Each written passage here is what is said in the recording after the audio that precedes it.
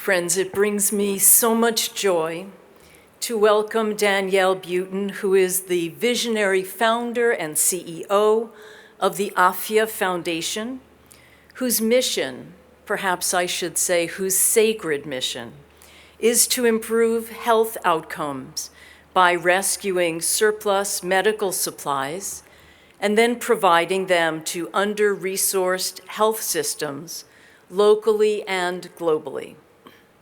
Now in its 17th year, Afya has rescued and delivered millions of pounds of medical supplies, improving care while at the same time preventing waste in our landfills.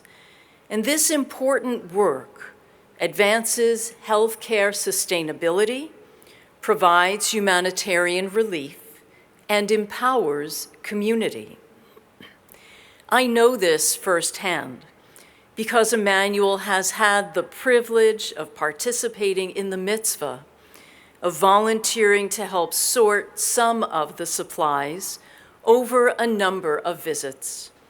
When we as a group walked into the warehouse, we were amazed by the sheer volume of materials we encountered.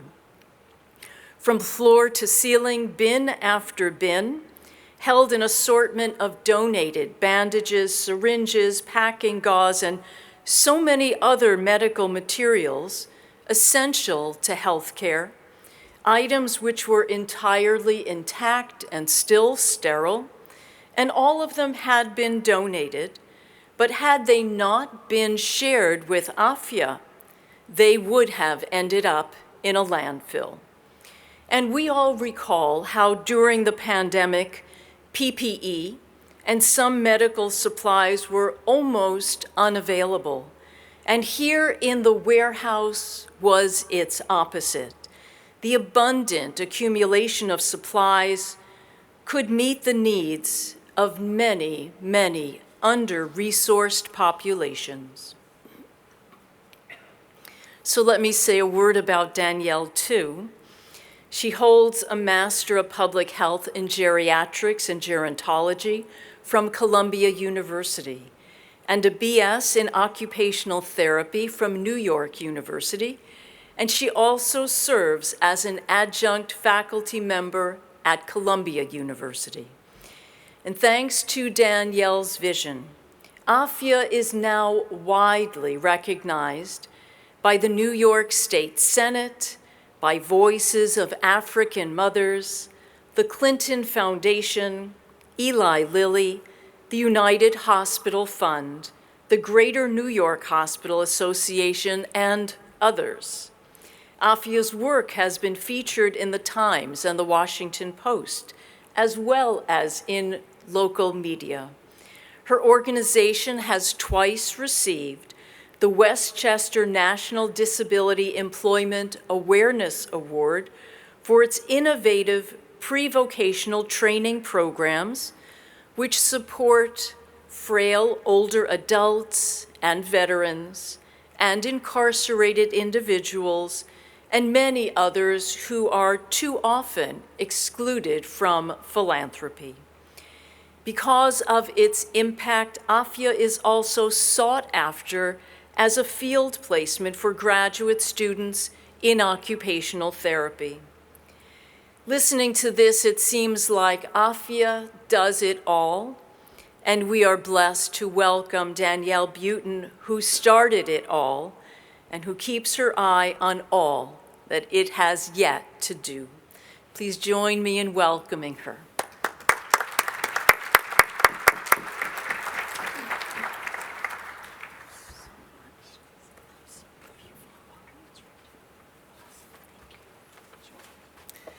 Shabbat Shalom. Thank you, Rabbi Ehrlich, and thank you, Rabbi Davidson, for bringing me here tonight. It is such a pleasure and an honor to be with all of you.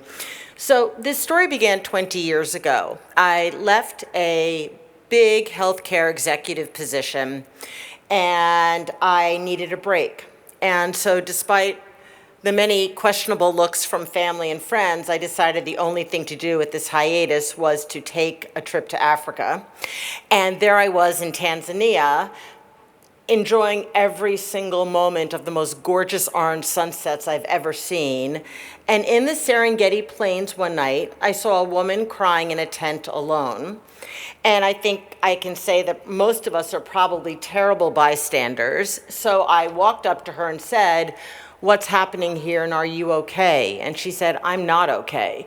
I am the woman's health physician in London. I came here to do medical mission work. I can't do anything. There isn't one IV bag to infuse anyone with malaria. I'm seeing people have septic wounds. There are no supplies. There are EKG leads, but there's no EKG, and there wouldn't be power to run the EKG." And she just threw her head on the table and sobbed. And there are moments where we bear witness to another person's story and we have compassion and a big response to it. But for me, this was do something, and not in a grandiose way do something, but do something to right this wrong and this incredible injustice. So I went home, and unannounced, I walked through the tunnels of the biggest and best hospitals in New York: Mount Sinai, NYU, Sloan Kettering, New York Presbyterian, and the garbage is kept under the belly of the hospital in each of these incredible institutions. And there I found barrels of gauze, sutures, IV starter kits, IV fluids, barrels and barrels. And one hospital for miles had back-to-back stretchers that they were getting rid of and replacing with other items. And I said to the people who worked in the tunnels, "I want to understand this. Help me understand what I'm seeing." And they said, years ago, our government passed a regulation that requires any and all medical supplies that have been exposed to the patient's field to be discarded. So we are the only country in the world that does this. If I walk into a patient's room and I'm a nurse and I bring 4 bags of IV fluid, I leave them on the windowsill. If we only use one, the other 3 have to be discarded. If we're in an operating room and there are tables of supplies, what if someone needs more than what they have on the medical stand near the operating room table? They all have to be discarded, regardless of whether or not they were touched. The United States has a billions and billions of ton problem with discarding all of these medical supplies, and it is a significant issue. Everything is wrapped in plastic. We're actually seeing now single-use disposable stethoscopes, which is unimaginable to me. So this creates an opportunity of bridging, and I love lingering in the space of possibility. You see something that is available, you see a need, and then how can you start to build a bridge between these two? I was raised with Tikkun Olam in every fiber of our family's dynamic and our family culture, and this was going to be my contribution to global health. And I named it Afya because it means health in the Kiswahili language, and it is my heart's hat tip to the land that I think, it was beshert for me to go to Africa, and it whispered this work, so it is forever named Afya. And I love going and meeting with folks from Tanzania and Kenya at the UN who smile and are so grateful for the name of this organization. Our goals are really twofold. One is to strengthen healthcare communities in vulnerable sites that are completely under-resourced, and to provide rapid strategic disaster relief. So we do this in 3 different ways. The first is the rescue. We are working with the biggest hospitals of New York, and my goal is to create this program called 100% New York, where we are going to be working with every single institution that delivers healthcare: nursing homes, City MD, the major hospitals of New York. And my goal is to create a best practice so it could ultimately be shared with other cities. I mean, I'm a New Yorker. I want to build this here, and I want it to grow, and I want a template that can be shared across our nation, because we should not be throwing any of these medical supplies away when the need is so enormous in other places in our world. We also collect from the bereaved. When people have a death with dignity at home, It is impossible to find someone who is going to get the bed and the wheelchair and all of the supplies that remain. And they go on to tell another story. It has been the families of the bereaved, of the person they loved who died, who have donated supplies to us that have helped people in Ukraine walk again. We literally have moved from one community these items to another, and it is a game changer for people suffering there. So to date, we collect about 1 million pounds per year, and my goal at this juncture in building this coalition is to double, if not triple that. We also have about 3,500 volunteers at Afya every year. And if I asked hospitals to sort the supplies that they donate to us, we would get nothing. So we have schools, we have synagogues, we have corporations. And then years ago, I'm an occupational therapist by training, I started to wonder who needs the experience of helping as badly as we need the help.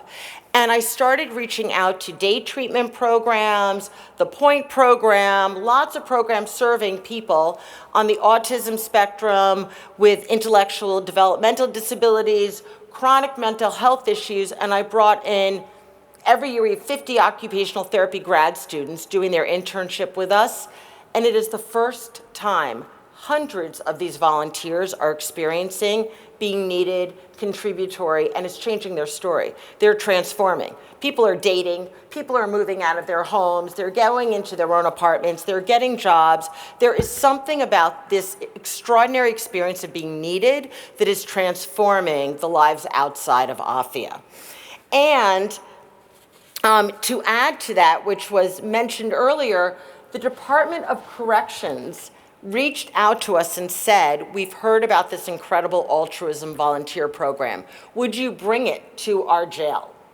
And so we bring non-sharp items to the Westchester County Jail, and we work with young offenders and the women's unit. And when I brought the sort to the young offenders unit, I said to these young men, you know, the highest level of giving is when you show up and you do something for people you will never know. And they need the help, and it's an honor to be the person showing up to offer that hand. And I'm wondering how this makes you feel to be a part of this. And this young man who never lifted his head for the first hour of the sort looked me straight in the eye and said, I feel like a hero. And I thought, that's exactly right. That's what giving back engenders in all of us. And so there is power to this sorting because you're saving someone's life. But the more we can sort, the more we can send, the more physicians and nurses have the supplies they need. And it is significant. I did a site visit in St. Lucia a number of months ago, and the #1 trauma center there had an oozing EKG and a defibrillator that didn't work at all, and they are the one place people go if they are in distress, and they had nothing. And within 3 weeks, they had a full clinic to function as a fully equipped ER. The final piece is we deliver, and we deliver in any way we can possibly configure. I remember the beginnings of Afya, where it was only container shipments. We do a tremendous amount of container shipments, but JetBlue is one of our partners, and they're flying aid with us into the Caribbean and helping us right now with Jamaica incredibly. And the point of our deliveries is we deliver to support the infrastructure of the healthcare system that remains.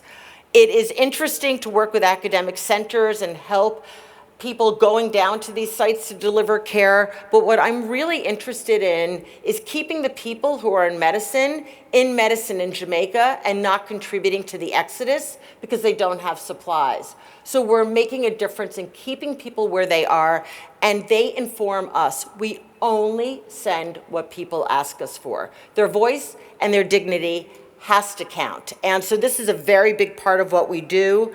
We have not left Ukraine. We've been there from the start.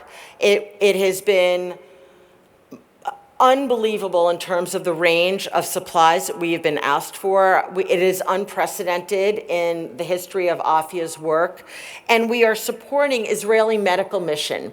They are a group of literally cowboys and cowgirls who are driving trucks all over the country, assessing needs in hospitals, sending us lists of what's needed, and they are finding ways to rent trucks and deliver them across Ukraine. And we are the only source of supplies for IMM. And so we have created this extraordinary partnership that has had an impact of over $9 million worth of supplies coming in.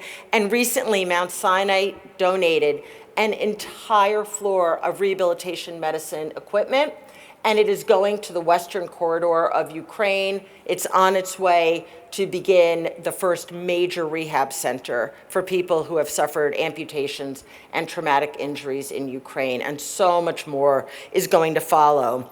I also want to say that locally, we started responding for the first time to needs in New York during COVID. The biggest and best hospitals of New York reversed. They were calling us saying, do you have any PPE? What do you have in terms of N95 masks? We were actually delivering to our own donors these supplies, and then we started branching out and delivering to federally qualified health centers, folks delivering meals. The Yonkers food pantry couldn't open because they had no PPE, and we delivered an enormous amount of PPE so they could feed people in the community. The list goes on and on. The New York City Homeless Coalition was upstate trying to source Maids of the Mist ponchos as their PPE for the homeless shelters, and we did enormous work with them. It was a time of such trauma and upheaval, but we never left. So now New York State Department of Health has asked us to get far more involved in the layer of the community and what they need, and we are doing some pilot work that I think is fantastic with the UJA network agencies. We just ran a mobility clinic with Common Point in Queens where we had elders signing up. The Medicaid cuts are going to be significant here. USAID has demolished healthcare abroad, and now what is happening for people experiencing poverty here is going to be devastating. And we ran a mobility clinic. And so at Common Point, we had 75 elders who needed canes and walkers and wheelchairs and tub benches and Hoyer lifts, and they came with their adult children. And we trained them how to use these supplies, put them in cars, gave them away for free. And again, these cleaned, brakes-checked pieces of equipment came from the bereaved. So it is this gorgeous circle of giving that makes a big difference. And I have to, before I start to close, one of my best lessons I learned in Haiti years ago after the earthquake. There was this incredible older man who walked up to our clinic that we were holding for rehab medicine, and he held this huge branch, and he was hovering over, walking with this huge branch. And I went running up to him with a cane with my Creole translator and said, please let me replace your branch with this cane. I want to teach you how to use it, and it's going to make it so much easier for your back and for you. And he said, not today, tomorrow. And I just stood there and I thought, well, why not today? And the next day he came back with a basket of peppers from his farm, and he gave it to me and he said, I'll take the cane now. And that is such an important lesson around the dignity and integrity that is deserving for people who are receiving these supplies. They have no idea how hard we are working on their behalf, but because this injustice exists, this extraordinary community is showing up. So, where can people get involved and help? Please come to the warehouse. Bring schools, bring friends, bring anyone and everyone. We work with Regeneron, where we've done sorts with Goldman. We have MasterCard as a partner. It is the most incredible way to give back. We just had a huge sort at NYU this week at Kimball on the Square, where 100 to 200 volunteers were there, faculty, alum, students. In the middle of finals, students were saying, I can finally catch my breath. Giving back to somebody is making me feel so much less stressed than I was 2 hours ago. You can connect us. Everyone in this room, I guarantee you, as you hear me speaking about this work, you are connecting. She needs to know this person. The last time we did something like this, someone came up to me and said, I know the chair of the board at Northwell. Can I help you? Yes, please. Now Northwell is donating supplies to Afya. So it's all about this beautiful web that we build, and invite us to be part of your world and your network. And I hope everyone will introduce yourself to us tonight at the ONEG, either to me or to one of our amazing board members is here with us tonight, Wendy Sandler, or my colleague, Adrian Tanner. And in closing, I want to say that together, our community can ensure that people have health care. It is a basic human right. We all come in with a body. Where we live and our zip code should not dictate whether or not that body has a chance of being fixed when we are sick. And in joining us in repairing the world, one Band-Aid, one connection, and one community at a time. And I believe in my soul that in the giving to others is the giving to self. Thank you. Shabbat Shalom.